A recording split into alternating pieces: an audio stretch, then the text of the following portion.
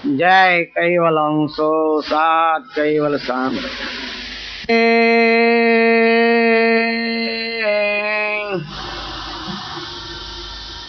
अनंत ब्रह्मांडाधीश सकर्ता सतकैवलना महाद सजान जान स्वरूप ने अनंत न्याय द्वारा प्रत्यक्ष प्रमाण थी प्रतिपादन करावी अपनार परम श्रेष्ठ परम विशेष विश्वना तारणहार सर्वज्ञ दिव्य परम गुरु भगवान करुणा सागर मनुष्य देहधारी चैतन्य अंशों ने संबोधी ने ज्ञान बोधोपदेश करता अलौकिक अमृतमय वाणी द्वारा स्वरचित सक्र चिंतामणि ग्रंथ ने विषय कहे गुरु परम सोई परम कृपालन चूक न जुए जीवन की। उपस्थित धर्म विलास सज्जन कथानो आज आपणे मल्लानो 10मो दिवस छे। मल्लानी गणतरीमां आज छेल्लो मल्लो गणाय। मने वर्षो जूनी याद आवे छे। छेल्ला दिवसे आज मल्लामां कथा करीने हूँ रातना ज विदाय लेतो हतो અને અહીંના ઘણા બધા બાલમિત્રો મને મૂકવા પણ આવતા અને 2-4 દાડા રહેતા હતા। ત્યાર પછી પગલી મલ્લાની પગલીની કથા પછી ધીમા રહીને શરૂ થઈને એ પછી વળગી દર વર્ષે રાખવા મળી। એટલે આજે આમ તો મલ્લાની છેલ્લી કથા 10મા દિવસની કથા છે। મલ્લાનું નામ પાદર મલ્લો। पादर मल्लो माना या तो रामनाथ गेला ट्रस्ट जे कहता है ते पण आज 10मो दिवस छे। कथानो विषय अनुक्रम प्रमाणे आपणे आ वर्षे एक ज ग्रंथ सळंग चलाव्यो जो के पूरो करी शक्या नथी। सार सार वस्तु लीधी तो पण एना अर्धमां ज आव्या छीए अने कथानो विषय छे सक्र चिंतामणी ग्रंथनो सार। सज्जन गई काले आपणे कथामां सांभळ्युं के मनुष्य देह या तो मानव शरीर देवने पण दुर्लभ छे अने एना घणा बधा कारण आपणे काले वर्णव्या हता के मनुष्य शरीर देवने केम दुर्लभ। तो दुनियाना कोई पण घाट वडे न थाय एवं प्रभु स्मरण नु कार्य आ तो सत्संग मात्र मानव शरीर वडे ज थई शके छे। अने एटले महापुरुषोए मानव शरीर ने मोक्ष नो दरवाजो याने तो चिंतामणि नी उपमा आपी छे।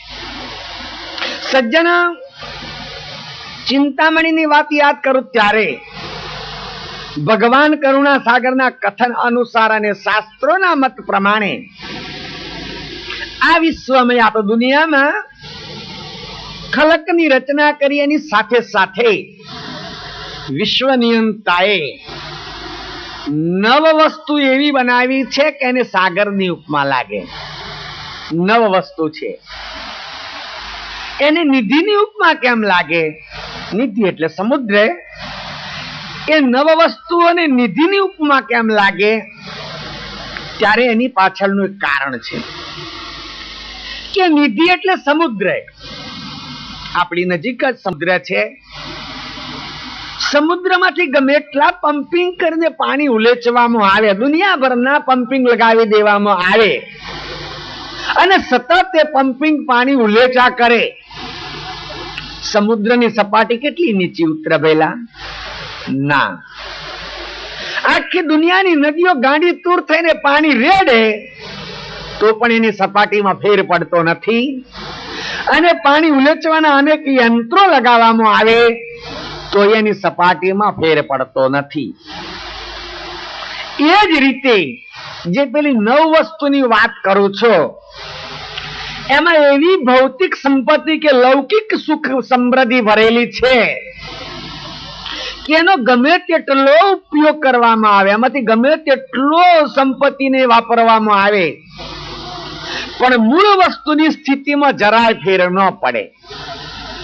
એવી વાત શાસ્ત્રોની બાપજીએ લખી છે. અને એ 9 માંથી કેટલાકના નામ તમારી આગળ હું બતાવું. એક તો હવે જે મેં કહ્યું ચિંતામણી. એમ કહેવાય છે, આપણે ચિંતામણી જોયો નથી અને કદાચ વિચારીએ તો આપણી પાસે છે પણ ખરો, પણ ચિંતામણીનું વર્ણન એવું કર્યું છે કે ચિંતામણી ધારણ કરનાર વ્યક્તિ જે કઈ ચિંતવન કરે એને પ્રાપ્ત થાય. આ ચિંતામણીનો ગુણ બતાવ્યો છે.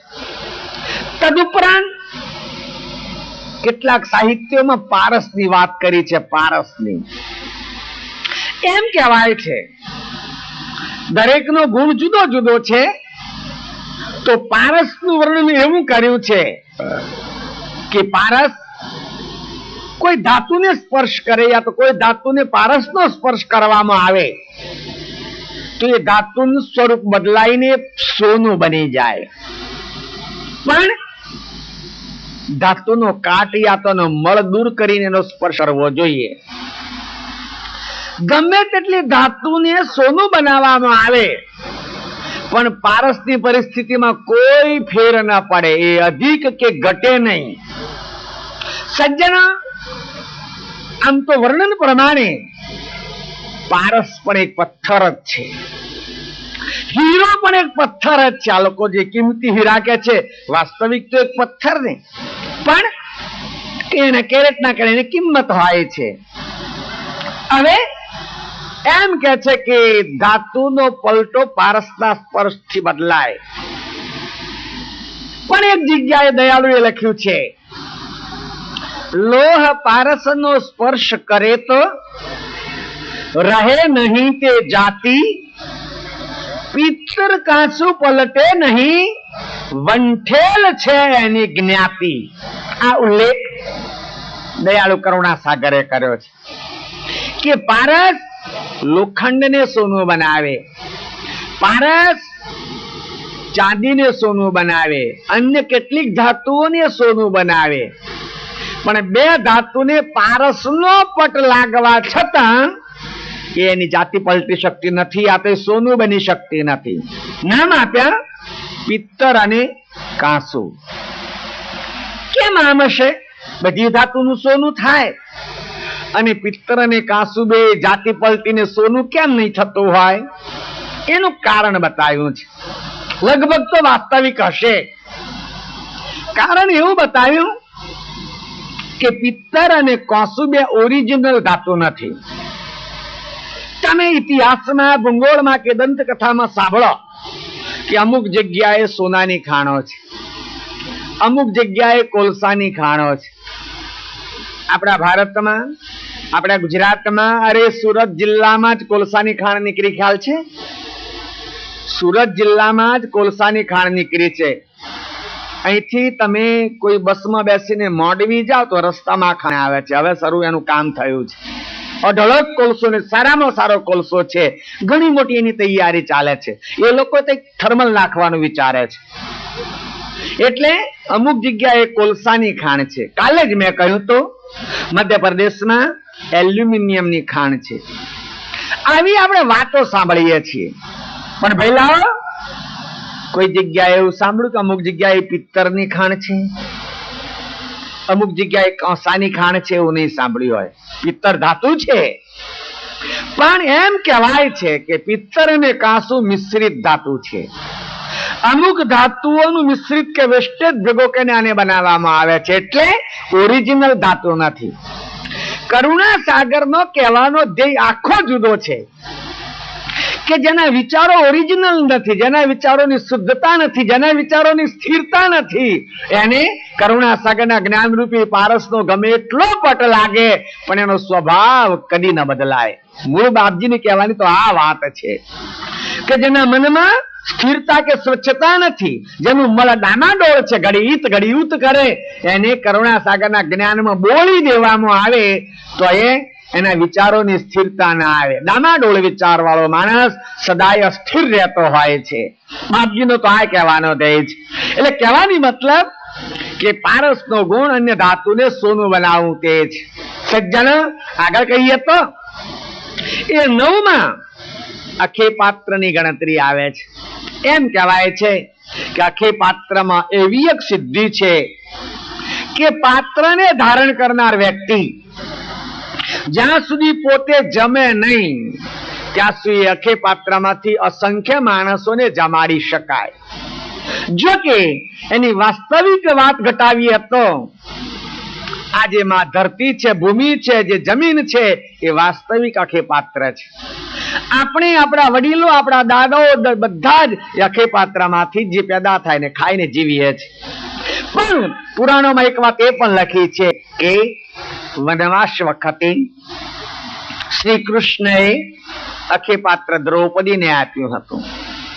જ્યાં સુધી દ્રૌપદી જમી ન હોય ત્યાં સુધી ગમે એટલા માણસને જમાડી શકતી હતી. પણ જયારે એ જમી લે ત્યાર પછી એ દિવસે બીજા માણસને જમાડી ન શકાય. સજ્જન, થોડીક સાચી વાત છે અને થોડીક શ્રદ્ધાનો વિષય છે. તમે પણ અખતરો કરી જોજો. તમારા ઘેર કોઈ સારો પ્રસંગ હોય, કોઈ લૌકિક પ્રસંગ હોય અને તમે તમારા સમાજને કે તમારા ફોલોવરને જમાડવાના હો, પહેલેથી જ કાપ ન મૂકશો. તમારી કેપેસિટી પર માણસની સંખ્યા પ્રમાણે તમે રસોડું બનાવો, ખૂબ શ્રદ્ધાથી બનાવો.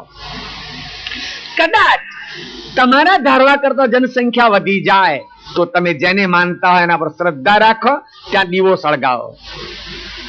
જ્યાં સુધી સમાજ જમી ન જાય ત્યાં સુધી તમે એમાંથી ભોજન ન કરશો. મને વિશ્વાસ છે કે તમારું રસોડું નહીં ખૂટે, પણ મને લાગે ત્યાં સુધી ગરદણી પહેલો જ જમી લેતો હોય છે. કદાચ પછી દાળ પાતળી કરવી પડે તો પાણી રેડવું પડે ને. ઘણા લોકો કન્યા એકલી નથી પરણાવતા, કન્યા નહીં પરણાવે ને પછી રસોડામાં ટોચું પડે દાળ ને હવ પરણાવે. પાછા કન્યા તો પરણાવે પણ સાથે સાથે દાળ ને હવ પરણાવે, એટલે પેલા પહેલા જ બેસી જતા હોય છે.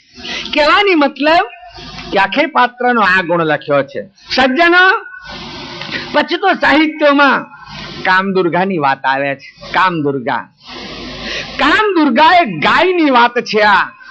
અને આ કામદુર્ગા ગાય વશિષ્ઠ પાસે હતી એમ કહેવાય છે. આપણે જોઈ નથી, વર્ણન સાંભળ્યું છે વશિષ્ઠ પાસે. તે જમાનામાં વશિષ્ઠને તમે થોડાક તો જાણતા હશો કે વશિષ્ઠ શ્રી રામના ગુરુ થાય. શ્રી રામચંદ્ર વશિષ્ઠને ગુરુ માનતા હતા, ઉપદેશ એમની પાસે લીધેલો હતો. અને સજ્જનો, આપણા સાહિત્યમાં યોગ વશિષ્ઠ રામાયણ કરીને ગ્રંથ છે, બહુ વાંચવા જેવો છે. તમે જો યોગ વશિષ્ઠ રામાયણ વાંચો તો તમને એમ થાય કે રામ જેને લોકો ઈશ્વર માને છે એ ગુરુ આગળ કેટલી આધીનતા બતાવે છે. એ વશિષ્ઠ પાસે કામદુર્ગા હતી એવું વર્ણન લખેલું છે. એનો તમે ટૂંકો ઇતિહાસ કહું. તે સમયમાં વિશ્વામિત્ર રાજા હતા. આ તો ઇતિહાસ તમે વાંચ્યો હશે. વિશ્વામિત્ર રાજા હતા. એ વિશ્વામિત્ર પોતાનો સાધારણ રસાલો લઈ અને સહેજ ફરવા નીકળ્યા. તો દેશાટન કરવા નીકળ્યા. ફરતા ફરતા મુનિના આશ્રમે ગયા.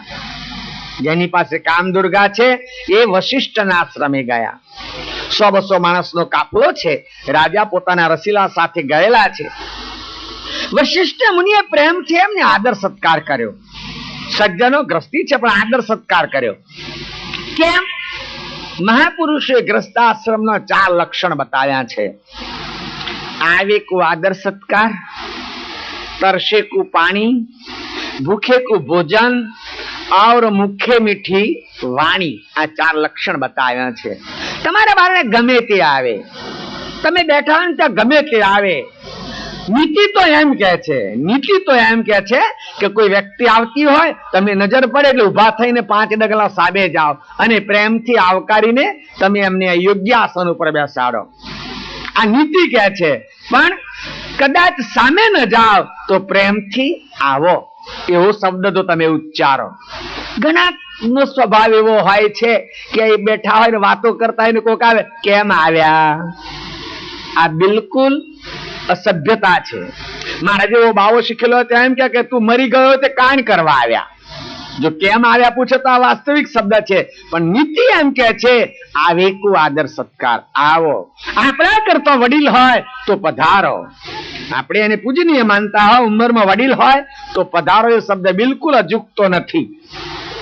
આવેકુ આદર સત્કાર, તરસેકુ પાણી. તમારે કોઈ દિવસ તમારે ત્યાં મહેમાન આવે તો તમે પાણી પીવાના છો એમ ના પૂછશો. ગ્લાસ લાવીને ધરી દો, પીવાનું હશે તો પીશે, નહીં તો પાણી મફતની લાણી. કૈવલ મફત આપે છે ને, પાણી તો મફતની લાણી છે. એટલે તરસેકું પાણી, ભૂખેકું ભોજન. ગામનો પાડોશી પેદો પડે તો રોજ ના જમાડશો, પાછા તે લપો વળગશે. અતિથિ આવ્યો હોય તો એ ભૂખ્યો હોય તો એને ભોજન આપો. શું જમાડશો? દેહને તેજ દેવને. અતિથિ દેવો ભવ, પણ જે તમે જમવાના હોય એ જમાડો. એમના માટે એટ અ ટાઈમ કે મિષ્ટાન બનાવવાની જરૂર નથી. એટલે ભૂખે કો ભોજન અને મુખ્ય મીઠી વાણી. તમે પછી એમની સાથે વાર્તાલાપ કરો તો બહુ મધુર, મીઠી અને પ્રિય કોમળ વાણી બોલો. સજ્જનો, મીઠી વાણીથી, કોમળ વાણીથી દુશ્મન પણ વશ થઈ જાય છે. આ મીઠી વાણીનો એક પ્રભાવ છે. આ 4 લક્ષણ ગ્રસ્તાશ્રમ કે આશ્રમધારી માટે લખ્યા છે. વશિષ્ઠને ત્યાં પોતાના રસાળા સાથે વિશ્વામિત્ર પધાર્યા. રાજા છે. તરત જ વશિષ્ઠે એમને આદર સત્કાર કર્યો. યોગ્ય આસન ઉપર બેસાડ્યા. ત્યાં ગાદી તકિયા કે ગલીચા ન હતા, તો ઋષિનો આશ્રમ હતો. ગર્ભાસન હોય, અગર કેવા વલકલનો આસન હોય કે ત્યાં વેલ્વેટના ગાલીચા તો ઋષિ પાસે તો ન હોય ને. રાજાએ સમજ્યા છે, એમને યોગ્ય આસને બેસાડ્યા. રાજા થોડીક વાર બેઠા પછી એનું પ્રાથમિક સ્વાગત કર્યા પછી રાજા કે મુનિવર, હવે અમે જઈશું. વશિષ્ઠ કહે છે, રાજન તમે અહીંયા જ રહેને બસેરા કરો ને, આજે અહીં જ રાત રોકાઈ જાવ ને. રાજ તો છે ને છે. અહીંયા રહેશો તો તમને સત્સંગની મજા પડશે, જરા વનની સુંદર હવા આવશે, થોડુંક તપસ્વી જીવન જીવવાની રીત રીમસ પણ જાણવા મળશે.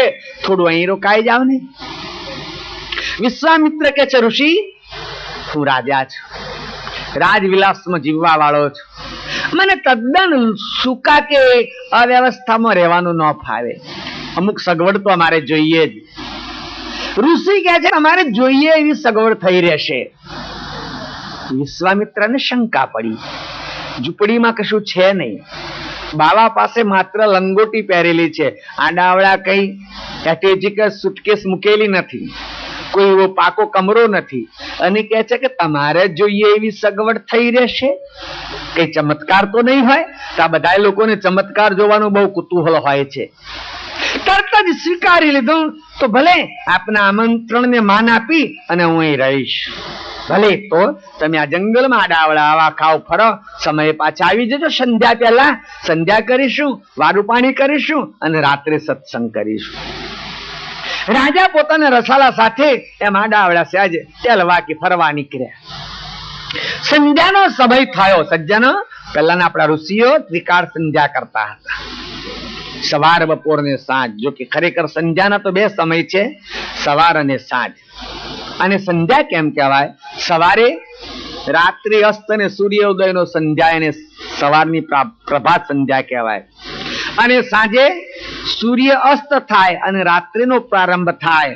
અડધો સૂર્ય ક્ષિતિમાં ડૂબેલો હોય, અડધો બહાર દેખાય, અને સંધ્યા કહેવાય. સવારે પણ એ જ સૂર્યની પરિસ્થિતિ હોય, સનરાઈઝની, અને ઊંઘતી સંધ્યા કહેવાય. પછી બપોરે મધ્યાહન કાળે પણ એક સંધ્યાની વાત લખી છે. પેલી 2 સંધ્યા મહત્વની છે.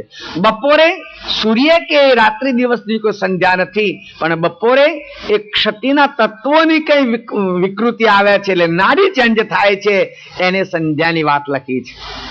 પણ 2 સંધ્યા તો ઋષિઓ કરે ને બપોરે પણ ત્રિકાળ સંધ્યા વાળા કરતા. સંધ્યાનો સમય થયો એટલે રાસ રસીલા છાતી પેલા ફરવા ગયેલા રાજા વિશ્વામિત્ર પાછા આશ્રમની જગ્યાએ આવ્યા તો ચકિત થઈ ગયા. એમનો જાણે પોતાનો જ રાજમહેલ, ત્યાં પૂરેપૂરી રાજમહેલની સગવડ. એને થયું મારો રાજમહેલ અહીં કઈથી આવ્યો? પૂરેપૂરી રાજમહેલની સગવડ, પૂરો રાજમહેલનો વિલાસ, પૂરા નોકર ચાકરો. ઋષિએ એ જ હાલતમાં આવીને કહ્યું, પ્રભુ આપના માટે આ સગવડ ઉપલબ્ધ છે, આપ સુખેથી વિશ્રામ કરો.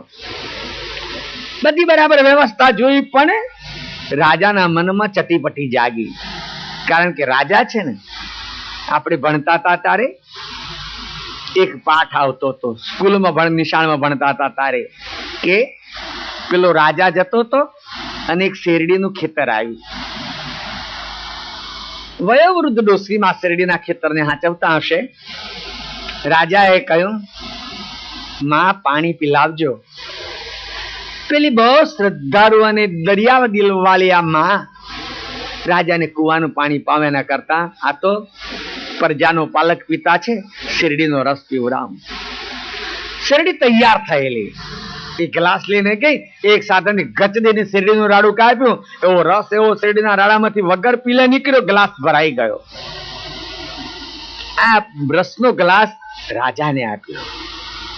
રાજાએ રસનો ગ્લાસ પીધો, શેરડીનો રસ છે.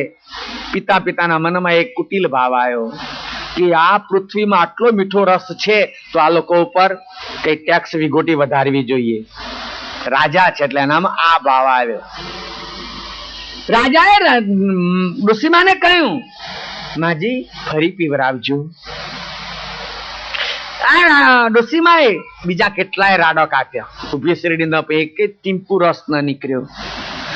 માજીના અંતરમાં થયું, આમ કેમ હશે? એ વખતે માજી અંદરથી ઉદ્ગાર કાઢ્યો કે દયાહીન થયો નૃપ કે રસહીન થઈ ધરા, નહીં તો આવું બને નહીં. કદાચ આ દેશનો રાજા દયાહીન થયો જોઈએ, અગર તો એના સિવાય માં ધરા રસ વગરની થાય જ નહીં. પેલો રાજા જ હતો એ બોલી પડ્યો, માં મને ક્ષમા કરજો, મેં આવો વિચાર કર્યો છે. એટલે કહેવાની મતલબ કે વિશ્વામિત્રને વિચાર આવ્યો કે આ ઋષિ આ સગવડ ઉભી ક્યાંથી કરી, મારે એનું કારણ જાણવું જોઈએ. એની પાસે કોઈ સિદ્ધિ હોય તો છીનવી લેવી જોઈએ. તરત જ વિશ્વામિત્રએ વશિષ્ઠને પૂછ્યું, ઋષિ વાર્તા ક્યાં? હું આવ્યો તારે કઈ કશું જ નતું. તો કહા, હું સહેજ ટેલીને પાછો આવ્યો, ફરીને પાછો આવ્યો, અને આ સગવડ ક્યાંથી ઉપલબ્ધ થઈ? ઋષિ દિલના સાચા, વચનના સાચા, વાણીના સાચા, એમને કોઈ પરપંચ રાખવાની જરૂર નહીં. હંમેશા દુનિયામાં જે સાચો માણસ હોય બીજાને ખોટો લાગે, અને વાયડો ગોળનો કટ્ટો, આ વાયડો માણસ હોય ને એને શું સમજવું તમારે? ખાંડનો કે ગાળનો કટ્ટો, જ્યાં બચકું પતો ઘરો લાગે, પણ મૂળ અંતરમાં એનો સ્વભાવ વાયડો હોય. એટલે તરત જ વશિષ્ઠએ કહ્યું, રાજન, પરમાત્માની દયાથી મારી પાસે કામદુર્ગા ગાય છે, અને એના પ્રતાપે હું આ સગવડ ઉપલબ્ધ કરી શક્યો છું. તો તમે એનો ઉપયોગ કેમ કરતા નથી? ના પ્રભુ, અમે ઋષિ છીએ. ભગવાન અમારી પર ગમે એટલી કૃપા કરે, પણ અમારે ઋષિના રીત રિવાજમાં રહેવું પડે. અમારે વલકલ પહેરવા પડે, લંગોટી ધારણ કરવી પડે, કંદમૂળ ખાવા પડે. અમે જો વિલાસી થઈ જઈશું, અમે જ જો બધા વૈભવ ભોગવતા થઈ જઈશું, તો પછી દુનિયામાંથી નીતિ નષ્ટ થઈ જશે. તમે રાજા છો, તમે વૈભવ ભોગવી શકો છો, અમે ઋષિ છીએ, અમારે ઋષિની રીત રિવાજમાં રહેવું પડે. તો એ કામદુર્ગા મને આપી દો. વિશ્વામિત્ર વશિષ્ઠને કહે છે, કામદુર્ગા મને આપી દો. ધીમા રહીને ઋષિ કહે છે, રાજન, આ કોઈ મારી આપણે પરસેવાથી પેદા કરેલી મિલકત નથી. આને કોઈ પુરુષાર્થ કરીને કે વેચાતી ખરીદેલી ગાય નથી. કરતા મને આપું. તારે સજ્જનો એક વાતનો ખ્યાલ રાખજો, શાસ્ત્રોમાં અષ્ટ સિદ્ધિ ને નવનિધિની વાત આવે છે. આપણે પણ રોજ સંધ્યા સાખીમાં બોલીએ છીએ, અષ્ટ સિદ્ધિ નવનિધિ સબે સુખ સંપત સબ સાજ, ગુરુ ઉપાસના में સબે પામે અનુભવ રાજ. આપણે પણ રોજ ડેલી 2 ટાઈમ, સવારે ગુરુ મેળા પૂરો થાય ત્યારે બોલીએ, સાંજે પ્રારંભમાં બોલીએ છીએ. એમાં જે સિદ્ધિ છે, મણિમાની આત્ય લઈને 8 પ્રકારની સિદ્ધિઓ છે. એ સિદ્ધિ જો પ્રાપ્ત કરવી હોય તો સાધના, કસોટી, તપ ઇત્યાદિ સાધન કરવું પડે, ત્યારે સિદ્ધિ પ્રાપ્ત થાય. અને તે એને સાંગોપાંગ જાળવી રહેવી હોય તો કાયમ માટે સાધના અને પરેજી પારવી પડે. જો આપણી સાધના છૂટી જાય તો બિન સાધે તપ જીવ, પાછી સિદ્ધિ જતી રહે. પણ જે નવનિધિની વાત છે એ જે આગળ મેં વર્ણન કર્યું તે એ સાધના કરવાથી ન મળે, પણ કોઈ પ્રાલબ્ધવાનને પરમાત્મા એની દેનમાં આપે. વશિષ્ઠ ઋષિ કહે છે, રાજન, આ તો મને પરમાત્માએ આપેલી ધ્યાન છે, એટલે હું તમને આપી શકું નહીં. વિશ્વામિત્ર કહે છે, ઋષિવર, સીધે સીધા નહીં આપો તો હું જબરાઈથી લઈ જઈશ. વિશ્વામિત્ર કહે છે, જબરાથી લઈ જશો તો ફરિયાદ કઈ કરવાનો? વાડ ચીબડો કરે તો ફરિયાદ કોને કરવી ભાઈ? જો વાડે ચીબડા કરે, ચીબડોની રક્ષા માટે તો વાડ બનાવી છે, અને વાડે ચીબડો કરે તો ફરિયાદ કોને કરવી? આપણે જે લોકોને હાચરવા મૂક્યા એ જ બેલાડી દે તો તમે કોર્ટમાં કહી જાઓ. કહેવાની મતલબ કે વાડ ચીબડો કરે તો ફરિયાદ કોને કરવી? ધીમા રહીને વિશ્વામિત્ર કહે છે, હું લઈ જઈશ. તક લઈ જઈ શકો છો, આપ રાજન છો. હું તો એક જંગલમાં રહેતો અને કંદમૂળ ખાતો એક વલ્કર પહેલનાર ઋષિ છું. તરત જ કે ગાય બતાવો. જે ગુફામાં ગાય હતી ત્યાં ઋષિએ બતાવી. રાજાએ ઓર્ડર કર્યો, ગાય છોડી લો આપણે રાજમહેલમાં. આવું રત્ન રાજમહેલમાં શું? ઋષિને શું કરવું છે? જંગલમાં શું કરવું છે? લોકોએ ગાય છોડી. સજ્જનો, સ્વાર્થ વાળો માણસ હજારો આંખે વાંધળો હોય છે. જેને સ્વાર્થ હોય છે ને એ માણસને ભલે બે નહીં હજારો આંખો હોય તો આંધળો હોય છે. એ રાજાને એટલી લાઈટ ન થઈ કે જે ગાયના પ્રતાપે એક સહેજવારમાં આટલી બધી વસ્તુ ઉપલબ્ધ થઈ અને એ ગાયના ઉપર હું કદાચ તાડન કરીશ તો શું એની રક્ષા માટે કશી નહીં વ્યવસ્થા કરે? એ રાજાને ખ્યાલ ના આવ્યો. ગાય ત્યાંથી એક ડગલું થામતી નથી. ગાયથી ચાલી નહીં એટલે રાજાએ માણસોને આજ્ઞા કરી, મારો એને. કેમ ના આવે? થોડોક તો માર સહન કર્યો, થાય ત્યાં સુધી સહન કર્યો, અને પછી ગાયથી માર સહન ન થયો. તરત જ આ કામદુર ગાયે એક કૃત્યા પેદા કરી, અને કૃત્યામાંથી એટલી બધી જીવાત પેદા થઈ, એટલું બધું સૈન્ય પેદા થયું. રાજાને જવું ક્યાં? ભાગીને જવું ક્યાંય પરિસ્થિતિ ઉભી થઈ. ગાય લેવાની તો રહી ગઈ, પણ ભાગવાનું મુશ્કેલ પડ્યું. રાજા ત્યાંથી ચાલ્યો ગયો, પણ હજુ સ્વાર્થ વાળી વૃત્તિ છે. એટલે રાજાને થયું કે મારી પાસે પૂરું શાબ્દું લશ્કર નહોતું, હું તો ખાલી ફરવા ગયો હતો એટલે હું ગાય લાવી શક્યો નહીં. લશ્કરની પૂરી તૈયારી કરીને ગાય લઈ આવું. પછી એને યુદ્ધના ધોરણે લશ્કરની તૈયારી કરવા માંડી વિશ્વામિત્ર રાજાએ. વળી કોઈ બીજા ઋષિ આવ્યા હશે, રાજન શાની તૈયારી કરો? તમે ચક્રવર્તી રાજા છો ને વળી આ તૈયારી તમારે? કે બીજા કોઈ રાજાની તો ચડાઈ નથી, પણ મારે કામદુર્ગા મેળવવી છે, એના માટે લશ્કરની તૈયારી કરું છું. મૂર્ખ! કામદુર્ગા એક દૈવી પ્રાણી છે, એ કઈ યુદ્ધ કરીને લાવી ન શકાય. તો મેળવવું હોય તો શું કરવું પડે? તો કે રસ્તો બતાવું. શું? તારામાંથી રાજર્ષિ ગુણ જાય અને તારામાં બ્રહ્મર્ષિ ગુણ આવે તો તારે તો કામદુર્ગાની મેરે ચાલીને આવી જશે, દોડતી આવી જશે. પણ તું આવા લાખો લશ્કર લઈને જઈશ તો દૈવી પ્રાણીને નહીં લાવી શકું. રાજાને કામદુર્ગાની તાલાવેલી લાગી છે. બસ રાજપાટ છોડી દીધું. ભગવાન જાણે વાત સાચી કે ખોટી, પણ આ વર્ષે આ વિશ્વામિત્રએ 60,000 વર્ષ તપ કર્યું. કેટલા વર્ષ? 60,000 વર્ષ તપ કર્યું. એવી સિદ્ધિ મેળવી એને જબરજસ્ત. જ્યાં જ્યાં ઋષિ સત્ર ભરાય, ઋષિ સત્ર ભરાય, જ્યાં જ્યાં ભરાય, એમ કહેવાય છે, આપણા સાહિત્યો એમ કહે છે કે પૂર્વ કાળની અંદર માનવ સમાજના કાયદા ઋષિઓ ઘડતા હતા, અને એ જે કાયદા ઘડ્યા ને એને જ આપણે શાસ્ત્રો કહીએ છીએ. હવે કેવી રીતે જીવવું, શું, વર્ણાશ્રમ, કાતે, જે બધા કાયદા ઘડ્યા ને એને આપણે શાસ્ત્રો કહીએ છીએ. હવે પછીના કાયદાઓને આપણે લો કહીએ છીએ, જ્યારે પેલા શાસ્ત્રો કહીએ છીએ.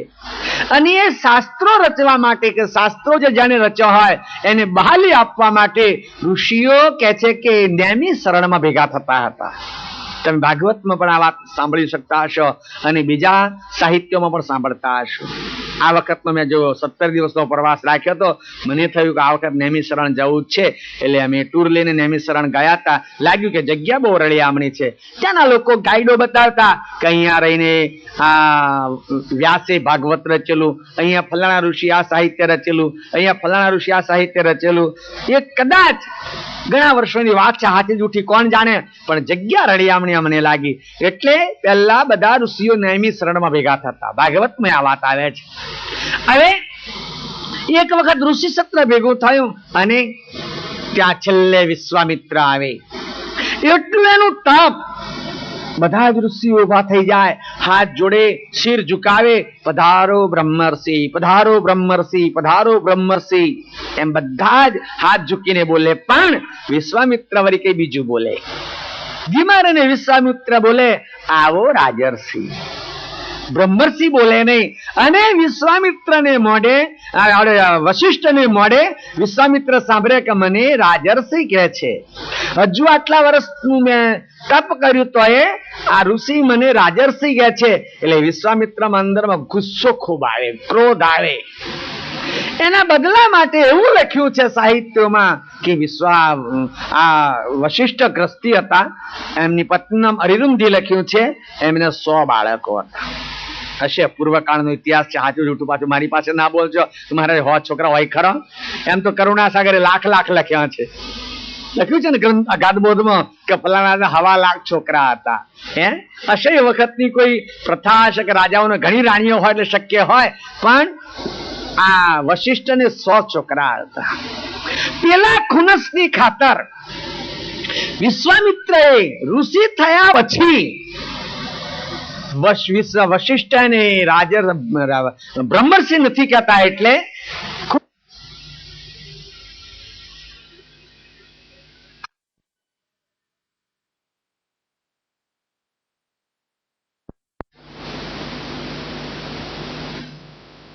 બ્રહ્મર્ષિ નથી કહેતા. એટલે ખુનસ રાખીને 6 છોકરા મારી નાખ્યા. છતાં એમને વશિષ્ઠ રાજર્ષિ જ કહે છે. પછી છેલ્લું સ્ટેપ ભર્યું આ વિશ્વામિત્ર ઋષિએ કે ન રહે બાંસ ન બજેગી બાંસુરી. એ તે છેલ્લું સ્ટેપ ભર્યું કે આને જ ઉડાડી દઉં. આખું ઋષિ ક્ષેત્ર હું જ્યાં જાઉં ત્યાં ધ્રુજે છે, ઉભા થાય, વંદન કરે, શિર ઝુકાવે અને પધારો બ્રહ્મર્ષિ, પધારો બ્રહ્મર્ષિ એમ કરે છે. અને આ એક જ મને રાજર્ષિ કહે છે. એને જ ઉડાડી દઉં એટલે મારા માર્ગમાંથી કોંટો નીકળી જાય. કોઈ ચાંદની રાત હશે, પૂર્ણિમાનો સમય હશે, કાલે પૂર્ણિમા છે સજ્જનો, અને વળી ચૈત્રી પૂર્ણિમા છે, સાથે સાથે હનુમાન જયંતિ છે, સાથે સાથે હનુમાનનો શનિવાર છે કાલે પાછો. કેટલી ખૂબીની વાત! એક તો પૂર્ણિમા, ચૈત્રી પૂર્ણિમા, હનુમાન જયંતિ, અને વળી હનુમાન જે એનો વાર ગણવામાં આવે. તમે શનિવારે જ લઈ જાઓ છો ને, શુક્રવારે લઈ જાઓ તો હનુમાનજી દાખે ના? ભાઈ તમને એવી ખાતરી છે કે હનુમાન શનિવારે ખુશ થાય, એટલે શનિવાર છે કાલે. કોઈ પૂર્ણિમાની ચાંદની રાત હશે અને આ ખુનસ રાખીને ઋષિ થયેલા વિશ્વામિત્ર એક ગુફામાં સંતાઈ રહ્યા. જોડે જ વશિષ્ઠની ઝૂંપડી છે. ઝૂંપડીની અંદર ઋષિ અને ઋષિ પત્ની એ સત્સંગ, કથા, વાર્તા, શાસ્ત્રોની વાત કે પૂર્વકાળના ઋષિઓનો ઇતિહાસ વર્ણવતા હશે. એમનો સુવાનો સમય થયો એટલે બંને ઝૂંપડીની બહાર નીકળ્યા, પોતાની પર્ણકુટીની બહાર નીકળ્યા શારીરિક ક્રિયા માટે. સૂતા પહેલા બંને ખુલ્લામાં આવ્યા. ચાંદની એવી નિત્રેલી રાતના 11 વાગે ચંદ્રમાનો એવો શીતળ પ્રકાશ પડે.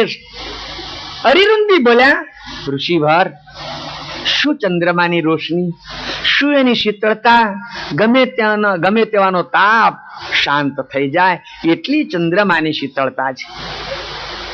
તરત જ વશિષ્ઠ કહે છે, દેવી તું ચંદ્રમાની શીતળતાને શું વર્ણવે છે? આજકાલ તને હું કહું તો જે વિશ્વામિત્રની તપસ્યા છે અને તપસ્યાનો જે પ્રભાવ છે એની આગળ આની કોઈ ગણતરી, ચંદ્રમાની રોશનીની કોઈ ગણતરી નથી. સજ્જનો, પેલો ગુફામાં સાંભળે છે, અરે ભલા, જેને હું મારી નાખવા આવ્યો છું, જેના 100 છોકરાઓ મેં મારી નાખ્યા છે, 100 છોકરાઓ મારી નાખ્યા છે, એ જાણે કે આને જ માર્યા છે. આજે એનું કાસળ કાઢવા આવ્યો છું, છતાં એની ધર્મપત્ની આ તો એની ધણિયાણી સાથે કહે છે કે ચંદ્રમાની શું રોશની, તાપ, શીતળતા અને પ્રભાવ તો વિશ્વામિત્રનો છે. સજ્જનો, જરા ધ્યાન રાખજો, બહુ સમજવા જેવી વાત છે. તમારો મિત્ર કે તમારો કોઈ હિતેચ્છુ 5-15 માણસ બેઠેલા છે, તમે પણ સાથે બેઠેલા છો, અને તમારા ગુણ ગાય, તમારા વખાણ કરે. મારી ભાષામાં કહું તો તમને પીછી વળી ખૂબ રંગ કરે, પીછી ચોપડે. આ ઉમરામાં તો પીછી ચોપડો બધાને પીછી ચોપડ તો સારી આવડે, એટલે એવું એ કંઈક કરે.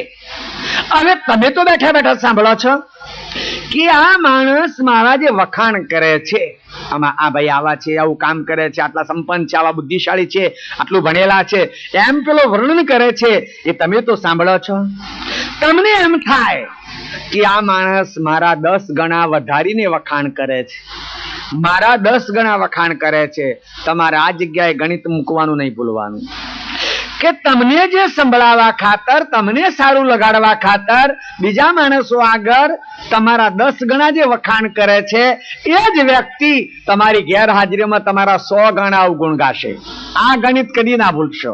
અને જે માણસ તમને સભામાં તમે જેવા છો એવા કે, એ માણસ તમારી ગેરહાજરીમાં પણ તમે છો એવા જ કહેશે.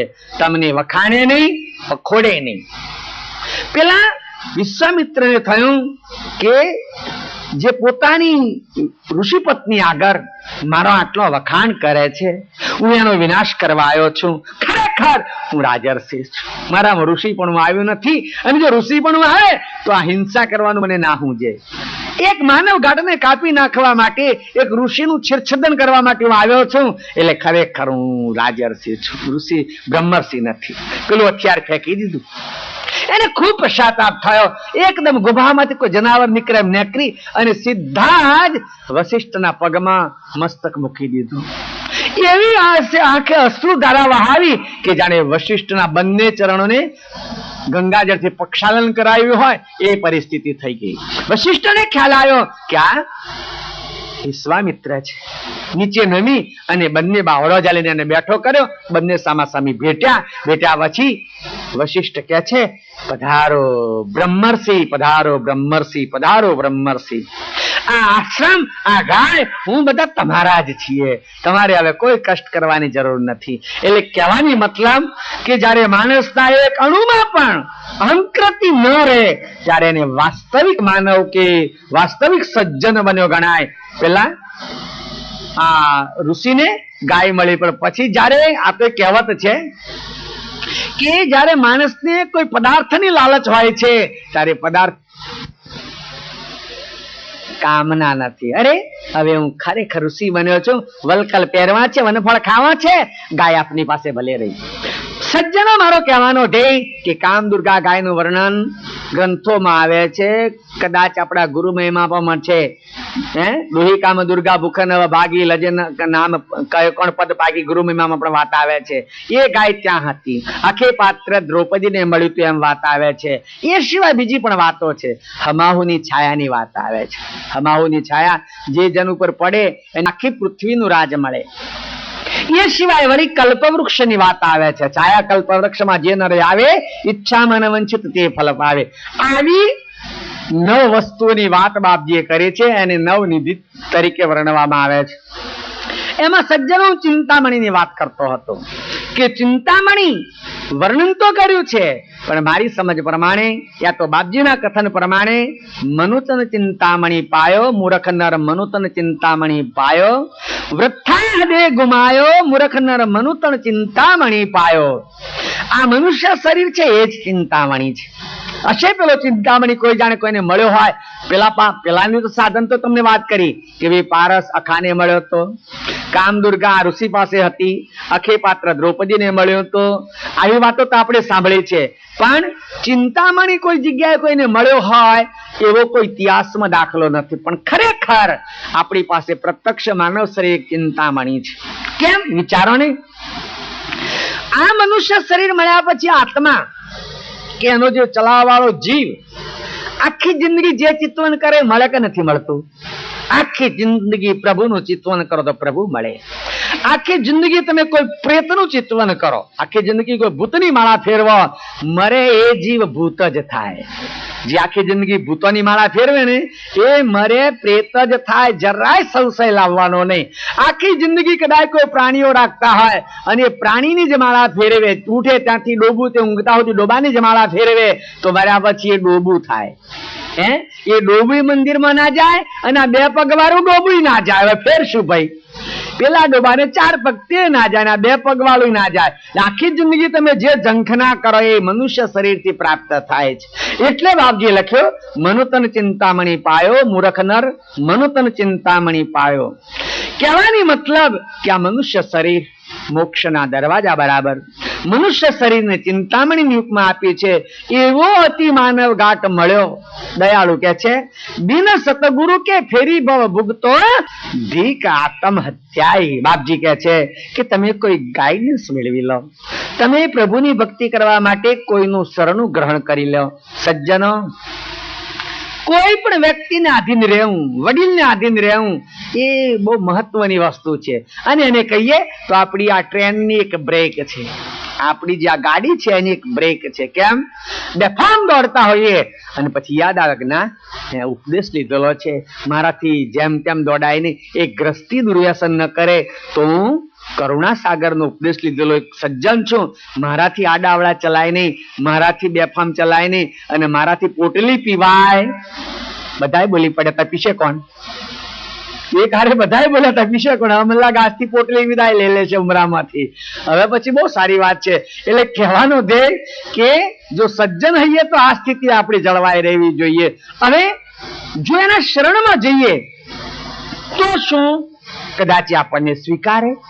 હજારો જન્મ, હજારો પ્રકારના કૃત્ય કરીને, પાપ કરીને, અનેક પ્રકારના, પેલી ગામડિયા કહેવત સાંભળી છે, હજારો ઉદેડા મારીને બિલાડી પાટ બેઠી, આવી કહેવત આવે છે કે આ જીવે કઈક જન્મમાં કઈક પાપ કર્યા હશે અને આના શરણમાં જઈએ તો આપણો સ્વીકારે? દયાળુ કે છે, ગુરુ પરમ સોઈ પરમ કૃપાલન, ચૂક ન જુએ જીવન કી. ધ્યાન રાખો સજ્જનો, કરુણા સાગર ને સાગર કહીએ છીએ. એ દરિયાવ દિલનો મહાપુરુષ છે. એના શરણમાં જેટલે આપણી ચૂક કે આપણી ભૂલ યાદ નહીં કરે. ખરેખર આપણી ભૂલોને ભૂલનાર છે. આપણે જે કુષ્ટિલ છીએ કે બીજાઓની ભૂલો યાદ કરી કરીને માળા ફેરવ્યા કરીએ છીએ, માળા ફેરવ્યા કરીએ છીએ. અને આપણને સારી વાત યાદ રહેતી નથી, ખરાબ વાત યાદ રહે છે. આપણે એમ કહીએ કે બેન, તમે ફલાણા ભાઈને ત્યાં આજે કથા હતી કેમ નતો આવ્યો? મહારાજ શું નહીં આવું? કેમ? એક વખત એની ઘરવાળીએ મને આવડું કહ્યું હતું. બેન, આને કેટલો વખત થયો? મહારાજ, આ તો 10 વર્ષ પહેલા તમે કથા કરવા નતા આવ્યા, એ વખતે જ મને આવું કહ્યું હતું. 10 વર્ષ પહેલા પેલીએ એને શું કોઈએ ભૂલી નથી. હું એ બેનને પૂછ્યું, પમદાડે મેં કથામાં શું કહ્યું હતું? એ તે મહારાજ કઈ ખબર નહીં મળે. તમે પમદાડે કહ્યું હતું મને ખબર નથી, પણ પેલીએ 10 વર્ષ કયા એ નથી ભૂલાતું. શબ્દનો જે ઘા છે, જે બાણ વાગે છે, એ વ્યક્તિ વિસરી શકતી નથી. એવી જ રીતે આપણને જો જ્ઞાનનું બાણ વાગે, રામ બાણ વાગે તો કલ્યાણ થઈ જાય, જો ના ભૂલાય તો. જે ભૂલી જવાનું છે યાદ રાખીએ છીએ, અને યાદ રાખવાનું છે એ ભૂલી જવાય છે. સજ્જનો, જો જીવન સુધારવું હોય તો ભૂતકાળ ભૂલી જાઓ. જીવન સુધારવું હોય તો કોણે શું કહ્યું એ ભૂલી જાઓ. એની જ માળા ફેરવ્યા કરીશું, એને જ વાગોળ્યા કરીશું તો આપણું જીવન બરબાદ થઈ જશે. એટલે દયાળુ કે છે, ગુરુ પરમ સોઈ પરમ કૃપાલન, ચૂક ન જુએ જીવન કી. શરણાંગત થયો એની ભૂલને કદાચ યાદ ન કરે કે છે, પણ જેહી તેહી પ્રકાર. આપણે તો જે તે પ્રકારે હાથ જોડીને કે ગમે તેમ કરીને એના થઈ જવાનું. જે તે પ્રકાર શરણાંગત ભય કરહી ગત તિનકી. જેના શરણાંગત થઈ જઈએ નિર્ભય બનાવી દે, નિર્ભય બનાવી દે. તમને એક નાનો દાખલો આપું. આવા ગામમાંથી કોઈ વ્યક્તિને અમેરિકામાં કાયમ માટે રહેવાનો મોકો મળ્યો. ત્યાંનો સિટીઝન થઈ ગયો. આ ભાઈ ધંધાર્થે ગયો હશે, ત્યાં સિટીઝન થઈ ગયો. સિટીઝન થયા પછી એના મા બાપ પાછા ગામડામાં છે, ઇન્ડિયામાં જ છે. પેલાને થયું કે મા બાપને અહીં બોલાવી લઉં, ફાયદો થાય. અહીં ના ગયેલા ત્યાં મા બાપને બોલાવવામાં ફાયદો છે. મા બાપ પ્રત્યે પૂજ્ય ભાવ તો નથી હોતો, હવે કોણ જાણે, પેલા તો ફાયદો હતો. ત્યાંની સરકાર અહીંના આવા ગરડા ગયા ને એમને મહિને $300 આપે છે. ગરડાઓને પેન્શનમાં $300 આવે. પેલો કેટલા ખાય, પેલો છોકરો હાચવે, ઘર હાચવે, પેલા નોકરીથી આવતા ગરમ ગરમ પાછું ખાવા મળે. એટલે પેલા ડોસા ડોસીને બોલાવવા માટે એને ફાઇલ મૂકી. નક્કી થઈ ગયું. પછી એને સ્પોન્સર વિઝા જે કહો તે ટિકિટ બિકિટ બધું મોકલી ડોસા ડોસી માટે. અમેરિકા જવાનો મોહ તો બધાને હોય ને. ડોસા ડોસીની ટિકિટ આવી, આ બધી વ્યવસ્થા આવી એટલે જવા તૈયાર થયા. માજી વિચારે છે કે આપણે ત્યાં જઈએ, દીકરો દીકરાની વહુ એના ત્રણ નાના નાના બાળકો, આપણે જઈશું એટલે દાદા આવ્યા, દાદી આવી, દાદા આવ્યા, દાદી આવી એમ કરીને ખુશ થઈ જશે, કંઈક તો એના માટે ખુશ કરવા લઈ જઈએ. એટલે મીઠાઈ ને આવું તેવું એમને સારું સારું બનાવ્યું. બે કામ આવશે. કેમ? કે આપણે રસ્તામાં નાસ્તો થશે અને વધશે ત્યાં બાળકોને આપીશું, બાળકો આપણા ખુશ થઈ જશે. જોકે તમે ટિકિટ ઓકે કરાવવા જાઓ પ્રદેશ જવા માટે, ત્યાં તમને પૂછી તો લે છે વેજીટેરિયન નોન વેજીટેરિયન, પૂછી તો લે તમને કે ના ખાવું હોય તો પેલું પીરસે એવું હોતું નથી, પૂછી તો લે ભાઈ. પણ એ વેજીટેરિયન નોન વેજીટેરિયન રસોઈ જુદી હોય, ચમચો એક જ હોય, એ ચમચા જુદા જુદા લાવે ને. અને ગામડાના માણસો થોડા એમાં વેમીલા હોય ને, એટલે પેલા એ વિચારી કોનું રાંધેલું હોય, કેવું બનાવેલું હોય, શા માટે મરતી વેળાએ વટલાવવું પડે, આવી બધી શંકાઓ. હવે તો કોઈને વટલાવા અભડાવાની વાત તો નેકરી જ ગઈ. હોટલોમાં ખાતા થયા, એઠી રકાબીઓ ચાટતા થયા, એ ગમે તે ગયો શનાભાઈની હોટલની ચા સારામાં સારી, બરાબર ને. એટલે આ અભડાવાનું વટલાવાનું તો નીકળી જ ગયું. જોકે અભડાવાનું નીકળી ગયું તો બરાબર છે, પણ જે માણસનું ચારિત્ર સારું ના હોય એની એઠી રકાબી ચાટવી એમને એ તો મને નફરત છે. જેનું ચારિત્ર સારું ના હોય એવાની એઠી રકાબી કે એઠું ખાવું ના જોઈએ. અભડાવાનું નીકળી ગયું બરાબર છે. હવે પેલા મીઠાઈ બનાવી, સમય ગયા, પછી સિક્યોરિટી પાસ કરીને તો પ્લેનમાં બેઠા. જમ્બો જેટ પ્લેન લગભગ 700 પેસેન્જર લઈને ઉડે છે.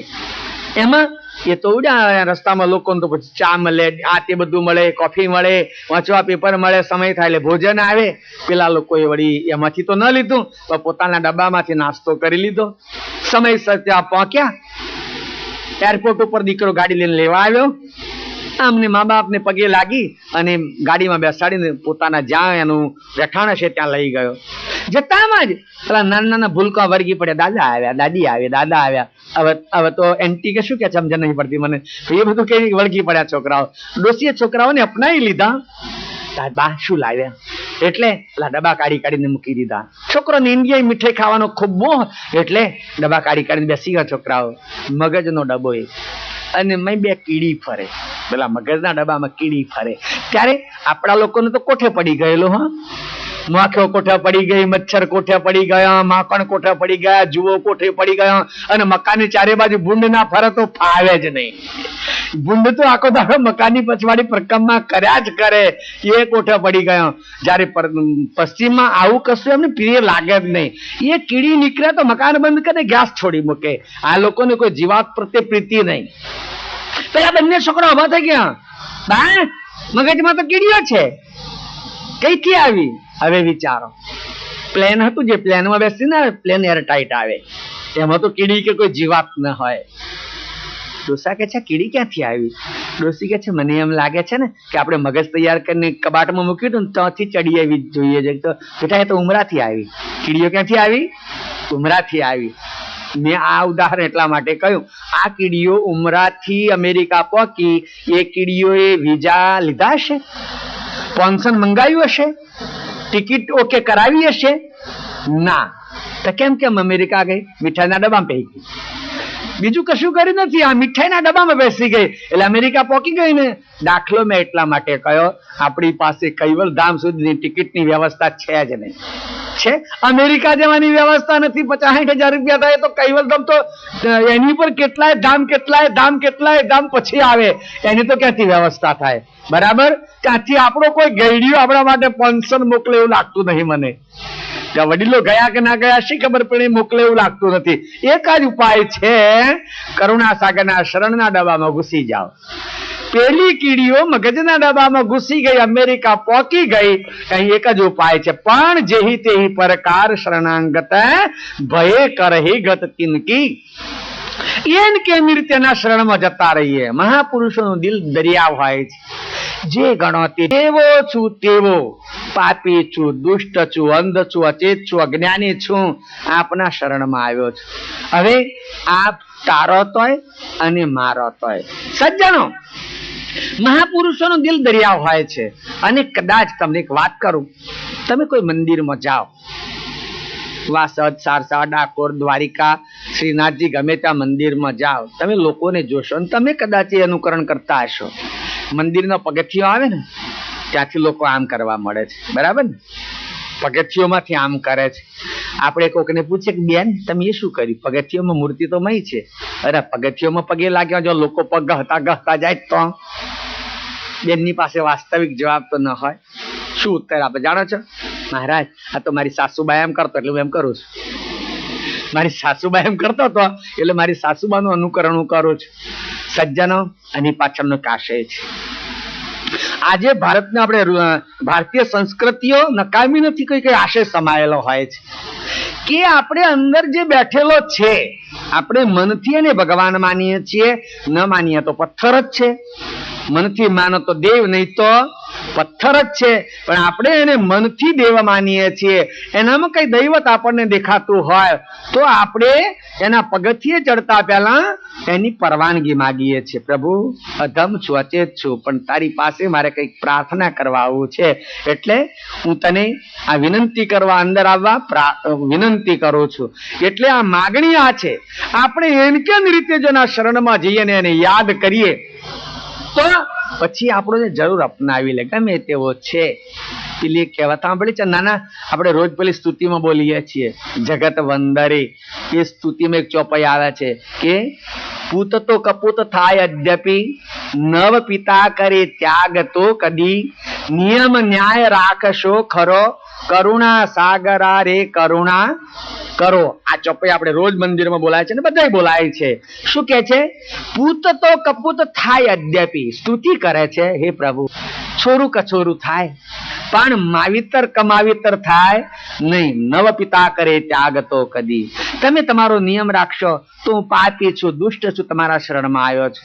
પણ જેહી તે પ્રકાર શરણાંગત ભય કરહી ગત તિનકી. એ દયાળુ આપણને એના શરણમાં લીધા પછી નિર્ભય બનાવી દે. દયાળુ કે છે શું લઈને જવું એ બતાવે છે. હવે હે કોઈ આરતવંત પતિ ન કે, बिछड़न कारण मिलाप, गुरु परम को जाए मिलन से, एक न रहे अबाप.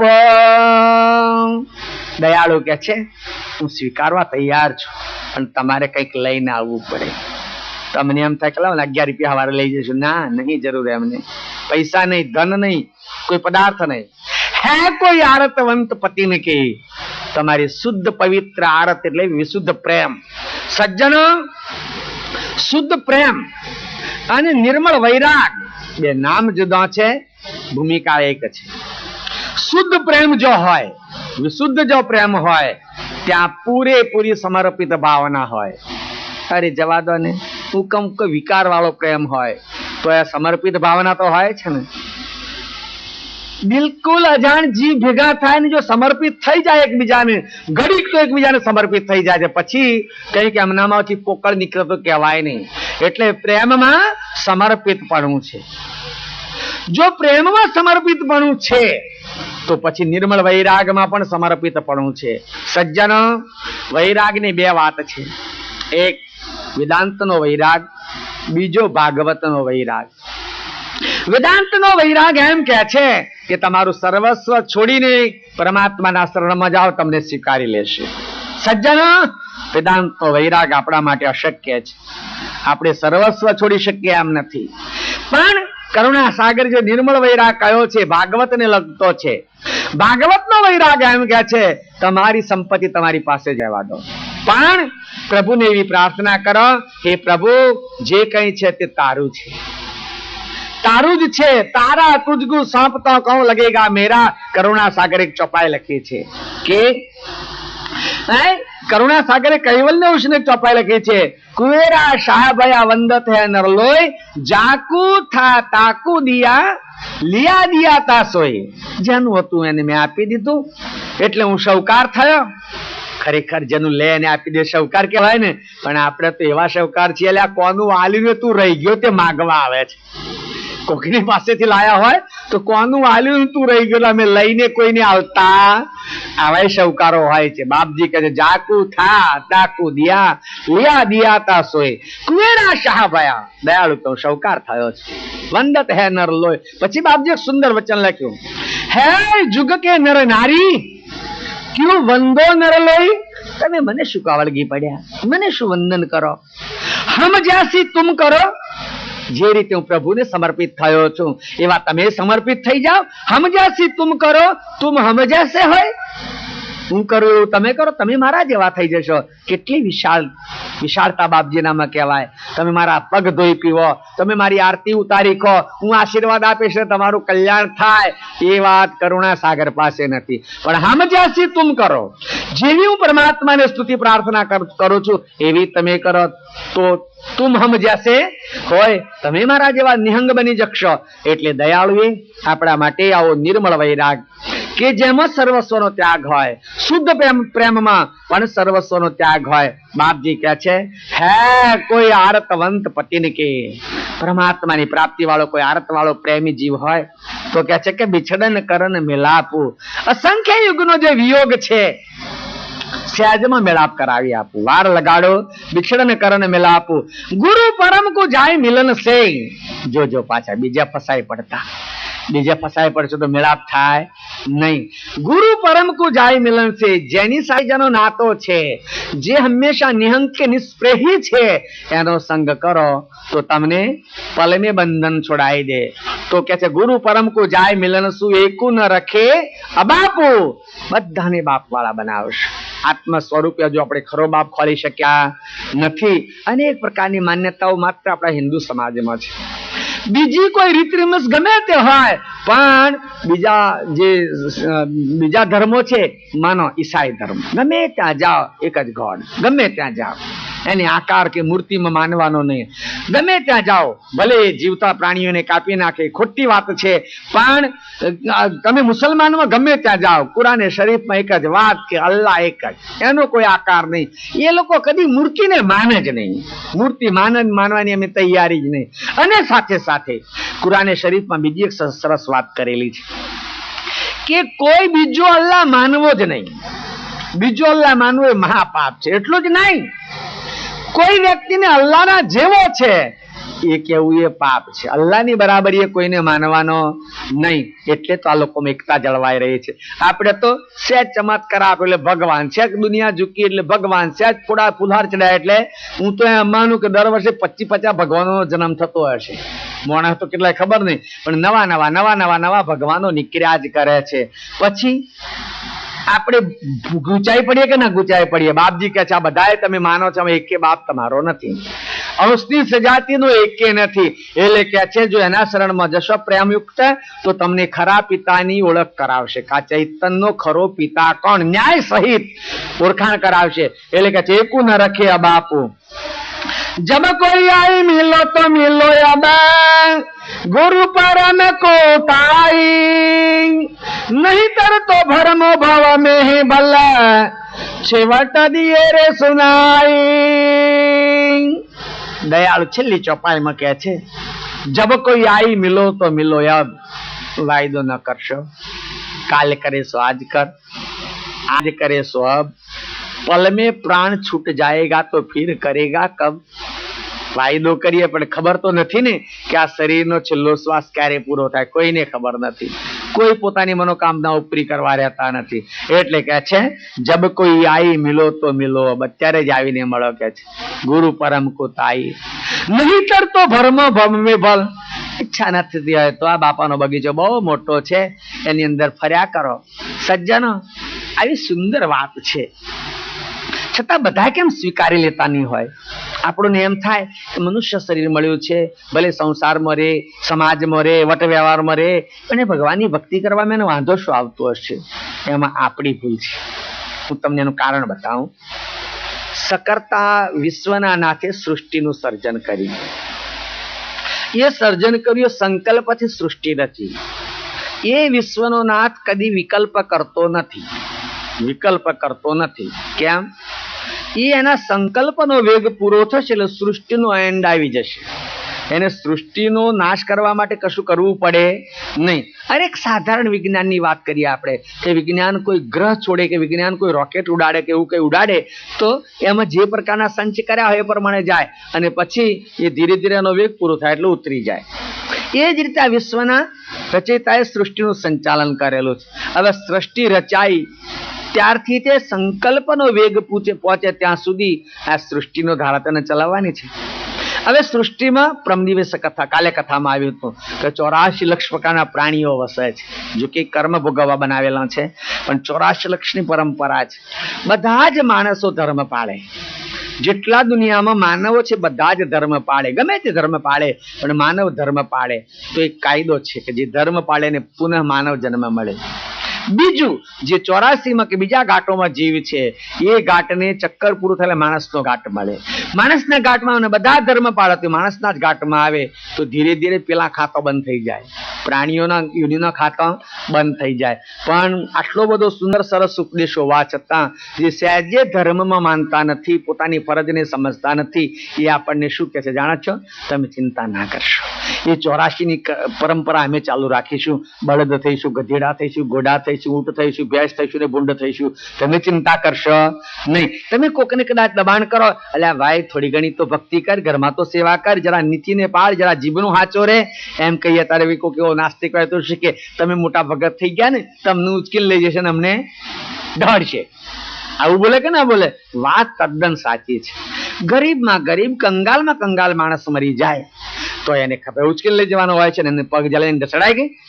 અરે કદાચ એનો કોઈ વારસદાર ના હોય તો અજાણ્યા લોકો એને ખભે ઉચકીને મસાણમાં લઈ જાય છે.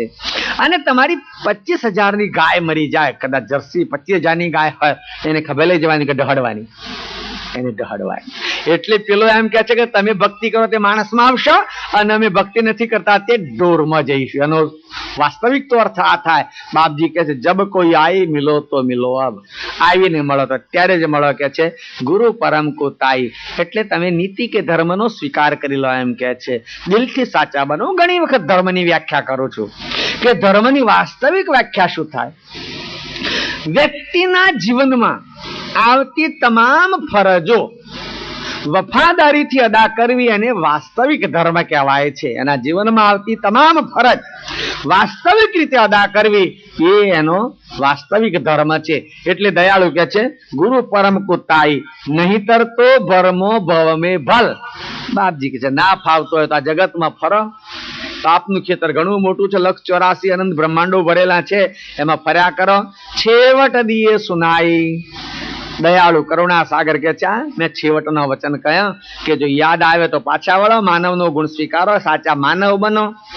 અને યાદ ના આવે તો 84ના મોટા ચક્કરમાં ફર્યા કરો. શ્રીમદ કરુણા સાગર ભગવાન કી, આદિ શક્ર સ્વરાજ કરુણેશ કૈવલ કરતા કી, શ્રી કૃષ્ણ સ્વામી મહારાજ કી, શ્રીમદ કરુણા સાગર ભગવાન કી, શ્રી નરવેશ સાગર મહારાજ કી, महान तपस्वी रघुराम महाराज की, परमहंस सुखानंद जी महाराज की, श्री विष्णुदास जी महाराज की, श्री शांतिदास जी महाराज की, श्री शीतलदास जी महाराज की, सर्वे संतन की, सर्वदेवन की, ज्ञान संप्रदाय की, गुरु गादी सारसापुरी की, कायम